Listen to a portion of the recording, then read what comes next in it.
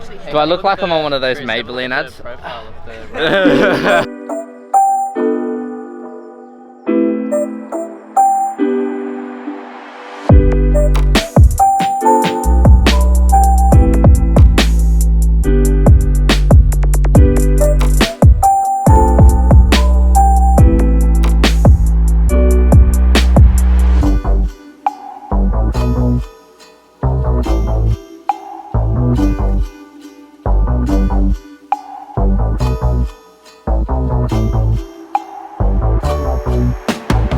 Good morning. Maybe a week ago I would have been complaining that 6.5 degrees in the morning was early. However, that's the current temperature, but realising that's pretty much what the guys in Victoria deal with every week, I'm going to shut up. Look guys, honestly, this is a cracking field today. So we're out just outside of NERO for the Ride for Robbie scratch race. It's about an 80k out and back. And like I said, cracking field. So I'd go as far as probably saying the best field that's assembled for a state open so far this year. We've got a pretty good crew coming. Gussie is pretty pumped. So the only one thing is the wind has dropped. So that's not going to be much of a factor today. That said, really tough course. Looking forward to it. Hopefully see Chris Powell and Angus and Seb before the start line. And Luke's here.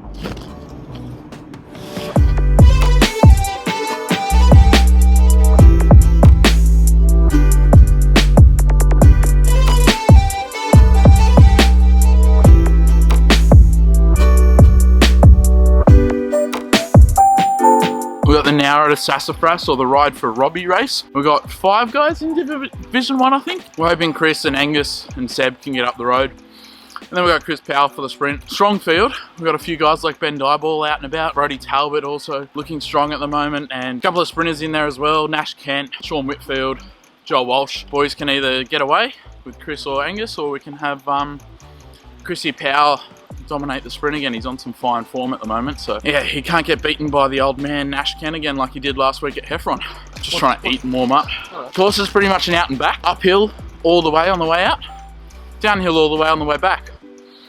Towards the end of the uphill there's a little berg, a couple of Ks at about 8%. It's going to really test the bigger boys, the sprinters, but that's the spot for guys like Chris and Ben Dieball to try and put some gap into the bunch. The issue is it's such a short berg, it's hard to get enough time for that 45k downhill run. I didn't want to talk with my mouth full, but then you guys came and threw a camera in my face, so apparently wanted to catch me eating because it's all I do. I do win the occasional race, unlike Chris Miller. Trying to figure out why he's got his rugby jumper on. I think he's trying to like reminisce days back when he used to win something occasionally. Oh, he didn't win one.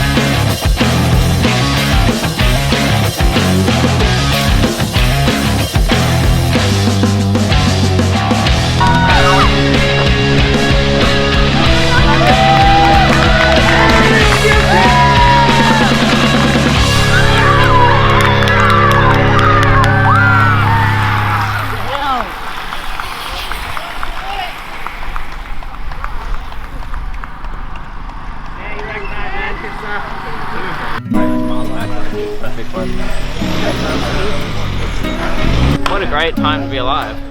Oh man, that was a good sprint. I'm happy with that. Nice one, man. Yeah, I thought I was finished, and then Calder came past me and he goes, "You're gonna have to work," and I was like, "Oh, oh man, we had Hello, mother.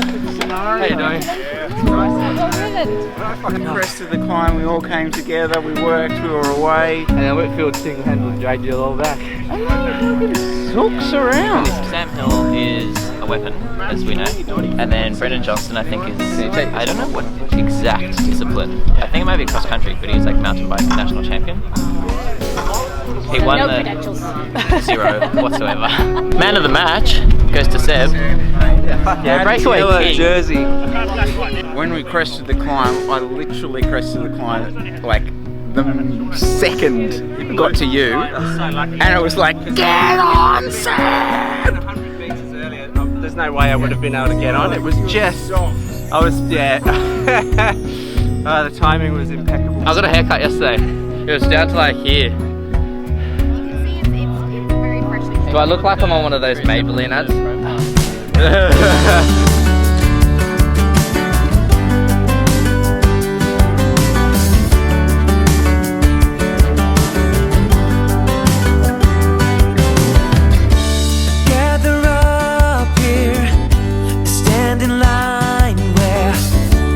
Everyone can see. Get attention and fail to mention the extent of your bad deeds. And there's a time to cry and time to let it go. And there's a meaning why it's not supposed to show. Don't you know? We're having a little chat. We're having a little chat about this race. Come and have a listen. Feeling terrible. Calder was in a move with 3. They were off the front for a little while, and I kind of knew at some point that was probably going to be coming back, and then I'd have to be ready again. And then next thing I knew, I was in a move of 3, and there was a bit of a gap, and I thought, okay, this might be it for a while at least. Had about a half an hour period where we got 3 out of 6 riders in the sort of main breakaway, and unfortunately for us, got welded back quite shortly after that. But until that point, I'd barely spent any energy. I was able to sit in, follow wheels. Chris Powell came past actually just after we'd been caught, and he was like really positive, and he's like, I'm feeling really good. Let's bring these guys back. Let's win this race, and that actually really helped. I was like, okay. I said to him, I'm pretty boxed. He said, all right, recover for a bit, have something to eat. But that kind of was like, all right, if we can bring him back, then he's feeling good. We can probably win it. I just knew that we were going to have a bit of a wind when we got into the straight, and it's slightly uphill. So I decided that I'd back off in the corner and have a run at the guys who open up early, because they were going to run out of legs come the last 50 meters, and I just banked on that and seemed to work. But as I said prior, like, it was 2 guys, Sam Hill and Brendan Johnston, out the front all day. Like, hats off to them. They deserved the win today, and yeah, unfortunately we weren't strong enough to close that last 100 meters. At which point, we're gonna have to do something. Oh, you know, it's just fashion. Look it up. I am jealous. Oh, see me shoe. Head to toe. Oh. People ask this actually, to do with the races, like how do we split the money and all that kind of stuff? Well, mostly we just kind of divide it up evenly. Handicaps is a little bit different, like who pays for what and all the rest of it. Perfect example today, we've had some lunch afterwards. I'm just filming, guys, it's not particularly exciting. And Chris is going to pay for our lunch. So you got $100 for coming third. Yeah, so he'll pay for Angus, Seb, my lunches, and that's kind of job done. Not really in it for the money, but that's normally what we do.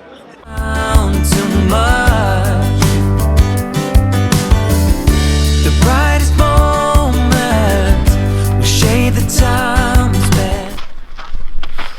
Might have a few little changes. So anyway, we'll talk about that a bit later on. Guys, this is starting to get a little bit, not ridiculous, but like, a few weeks ago, or almost a couple of months ago now, I sort of challenged the team and said, right guys, from now on, we've really started progressing, we're developing, like the team's going really well. let's start putting a bit of pressure on ourselves to get results. And it's been a little bit crazy the last, and it's not going to always be like this, but sort of the last 2 months, it's literally been every weekend someone's on a podium, which has been awesome. Again, like, this stuff obviously comes in waves. You can't kind of base a team on results, but it's been pretty cool from that perspective. Chris sprinting well, Junior climbing well. I'm pretty happy actually with how I'm going. Okay, I'm going to leave you with this, guys. So next week we are in Tweed Valley for the Battle of the Border, the next NRS race. And we will be doing a lot of race vlog stuff. There's something I want to talk about with you guys that I haven't talked about much. Weight. I'm playing around with it a little bit, and I'm going to monitor it at this race. The reason is because at these events I tend to put on quite a bit of weight at these races. So I'm going to monitor it and kind of share it all with you guys. That's the plan. Anyway, if we get time to do it, we'll see, hopefully. Big week coming up. See ya.